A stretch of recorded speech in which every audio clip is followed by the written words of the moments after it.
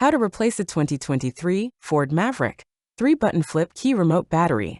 Now here's Sergeant Locksmith to show you how. Alright, let's go ahead and change the battery out on our 3-button flip key remote here. For this task you will need a flat tip screwdriver, so let's get started. First, let's open it up.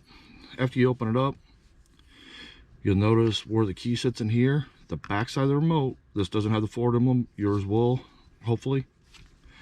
If you look right in here, there's a little indentation.